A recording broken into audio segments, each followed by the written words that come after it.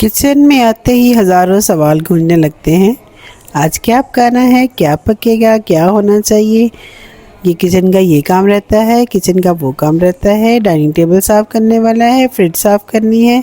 हज़ारों सवाल गूंज रहे होते हैं। सादियास किचन में बनने जा रहा है आज दुबई वायरल पराठा बर्गर। तो देखते हैं हम कैसे बनाते हैं। इसके लिए हम मैदा लेंगे और इसमें हम डालेंगे जी 1 चम्मच चीनी, 1 चम्मच नमक और 3 चम्मच देसी घी के, और साथ में हम दूध और पानी के साथ इसको अच्छे से हम गूंद देंगे। ये तीनों चीज़ें डाल के पहले इसको अच्छे से हम जो है मिक्स कर लेंगे और देसी घी डाल के इसको मिक्स कर लेंगे अच्छे से। उसके बाद हम दूध के साथ इसको गूंदेंगे और जो कमी रह जाएगी वो हम पानी के साथ इसकी कमी को पूरा करेंगे। तो जी ये पूरी जो है वो यूट्यूब और टिकटॉक पे छाया हुआ, तो हमने सोचा हम भी कोशिश करते हैं कि हमसे कैसे बनता है। तो इस वजह से जी हमने सोचा चले हम आपके साथ ये जो है अपनी रेसिपी शेयर करते हैं कि हमने कैसे बनाया था। वैसे तो सभी ट्राई कर रहे हैं, तो हम कैसे पीछे रहते। तो ये देखिए जी, हम इस तरह से जो है अपना आटा गूंद देंगे पराठों के लिए और फिर इसको 1 घंटे के लिए एक साइड पे कर देंगे। और फिर बनाते हैं हम अपने पराठों के लिए चिकन पैटीज़। तो उसके लिए हमें जो मसाले चाहिए होंगे कीमे में डालने के लिए वो हम आपको बताते हैं। कुटी मिर्च, हरी मिर्च, भुना ज़ीरा, गरम मसाला, सूखा धनिया, हरी मिर्चें, लहसुन का पेस्ट और प्याज, इन सबको हमने मिक्स करके इस तरह सा एक मिक्सचर बना लेना है। बारी आती है जी पेड़े बनाने की कि हम किस तरह से जो इसके है ना पराठे बनाएंगे। पराठे बनाने के लिए हम पहले इसको पेड़े कर लेंगे, फिर इसको बेल के छुरी के साथ इसको कट कर लेंगे, इसके स्ट्रिप्स बना लेंगे और उनके ऊपर थोड़ा सा ऑयल करके अच्छे से ऑयल लगा के फिर हम इसको इकट्ठा कर लेंगे और इन सबको एक साथ उठा के और बड़ा स्मूथली हम ना इसका एक पेड़ा बना लेंगे ताकि इसके जो लच्छे हैं वो ऐसे ही पराठे के अंदर भी आएँ। तो ये बड़े लच्छे तो बहुत ही अच्छे इसके पराठे के अंदर आ गए थे, क्योंकि ये ऑयल भी था इनके अंदर लगा हुआ, तो फिर वो जो थे एक एक स्ट्रिप्स के अंदर ना अच्छे से ऑयल आ गया था, जिसकी वजह से फिर ये काफ़ी अच्छे इसके लच्छे बन गए थे। ये देखिए हमारे पेड़े जो रेडी हैं। अब इनके हम ना पहले शामियाँ बना लेंगे, मतलब पैटीज़ बना लेंगे, उसके बाद फिर हम इसके पराठे बनाएंगे। अच्छा, यहाँ मैं ये बताना भूल गई कि कीमे के अंदर मैंने चीज़ भी ऐड की थी। तो बस ये देखें हमारी जो है पैटीज़ वो रेडी हैं। बड़ी अच्छी बनी थी, बहुत सॉफ्ट थी अंदर से, बड़ी ही हमने इसको बहुत ज़्यादा नहीं पकाया था ताकि वे जूसी सी रहें।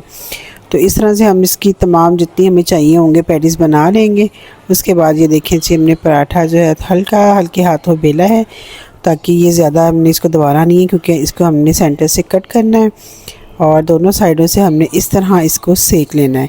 ये देखिए हमारा जो पराठा है वो रेडी है। इसको हम सेंटर से कट करेंगे, 2 हिस्से करेंगे और फिर इसके ऊपर हम अपना जो है सॉस है वो लगाएंगे।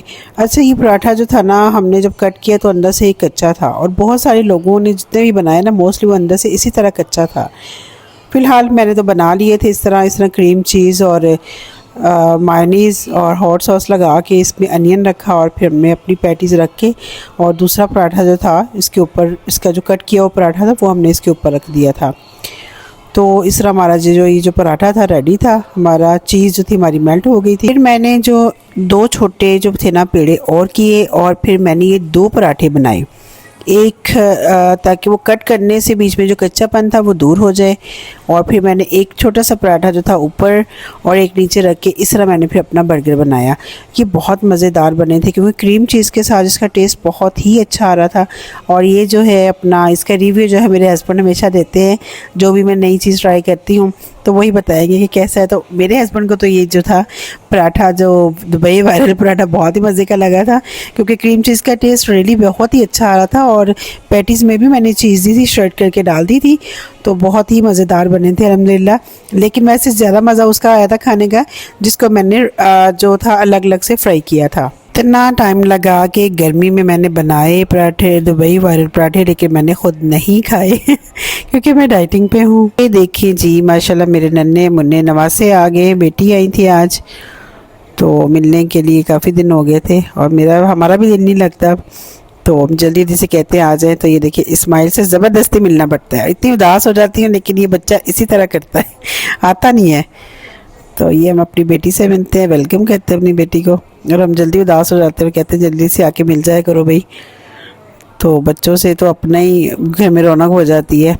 तो ये आते हुए फिर ये समोसे लेकर आए थे और हम सब ने मिलके बैठ के एंजॉय किया। बहुत मज़ा आया, बहुत सारी बातें की। ऐसा लगता है जैसे कितने दिन नहीं हो गए थे हम मिले नहीं हैं और मिलके ऐसे बैठे नहीं हैं। तो बस फिर एंजॉय किया, समोसे खाए। और आपके भी समोसे जो देख के मुंह में पानी आ गया होगा। जब मौसम अच्छा हो ना तो समोसे पकौड़े खाने को बहुत ही दिल करता है।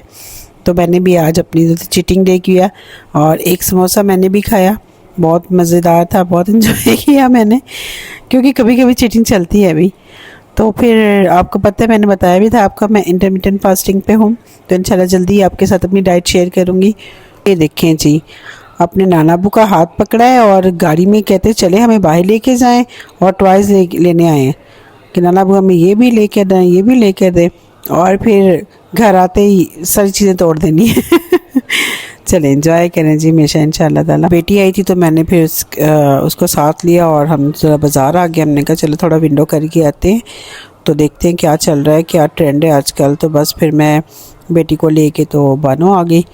यहाँ पे कुछ चीज़ें अच्छी लगी थी और बस अभी भी बस वही है कि कुछ चीज़ें लाहौर से और कुछ चीज़ें फैसलाबाद से। और देखें अभी तक फाइनलाइज तो कोई चीज़ नहीं की, लेकिन इंशाल्लाह ताला जल्दी इसको हम फाइनल कर लेंगे कि हम क्या बनाना चाह रहे हैं। जैसे तो आजकल डिज़ाइनर्स की भी बहुत भरमार है माशाल्लाह। हम बहुत ज़्यादा थक गए थे मार्केट में, तो फिर बस हमने ऑर्डर किया कि चलो अब घर बनाने में बहुत टाइम लग जाना है, तो बस बाहर से ऑर्डर किया और खाया पिया हज़म किया। बारिशों ने तो बहुत ज़्यादा काम ख़राब किया हुआ है। अल्लाह ताला बस रहमत की बारिशें करें। बहुत बहुत ज़्यादा बारिशें हुई हैं कि बस खौफज़दा ही हो गई हूँ मैं तो। अल्लाह ताला बस रहमत की हो, ज़हमत की ना हो। बहुत ज़्यादा खौफ आता है, बस अल्लाह खैर करे। रात को सोते सोते इब्राहिम इस्माइल ने बार बार नानो हमें जंपिंग पे जाना है, नानो हमें जंपिंग पे जाना है। तो बस उसके लिए हम लोग रेडी हो रहे थे कि चलो मैं इनको घुमा लाऊं ज़रा। आज मैंने अपने हस्बैंड को रोक लिया कि आप जल्दी नहीं जाएंगे आज ऑफिस, तो आज आप अपने नवासों को और हमें जी ड्रॉप करेंगे मॉल, ताकि मैं इनको जंपिंग पे छोड़ के तो ख़ुद मैं अपनी शॉपिंग को जो देखूं। और साथ में बेटी ने भी कुछ शॉपिंग करनी थी, तो चलो मैंने कहा इनको जंपिंग पे छोड़ के तो फिर मैं अपनी जो है वो शॉपिंग कर लूँगी। शॉपिंग तो बस एक बहाना होता है, मुझे ये होता है कि चलो थोड़ा सा घूम आते हैं, कुछ खा पी लेते हैं, बच्चों के साथ एंजॉय कर लेते हैं। तो बच्चों को भी घूमना होता है, तो ये भी इसीलिए आते हैं कि चलो घूम फिर आते हैं। तो मेरा भी दिल होता है कि साथ में कुछ टाइम गुजार लेते हैं इस तरह, चाहे घर हो चाहे बाहर हो, तो अच्छा लगता है। मुझे भी बहाना चाहिए होता है बाहर निकलने का।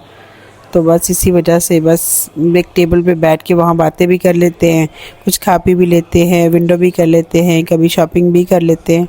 इस तरह से हमारा एक अच्छा जो है ना टाइम स्पेंड हो जाता है अल्हम्दुलिल्लाह। क्योंकि घर की रूटीन से भी आप कभी कभी तंग आ जाते हैं, तो फिर आपको भी जो है वो टाइम स्पेंड करना होता है कहीं ना कहीं।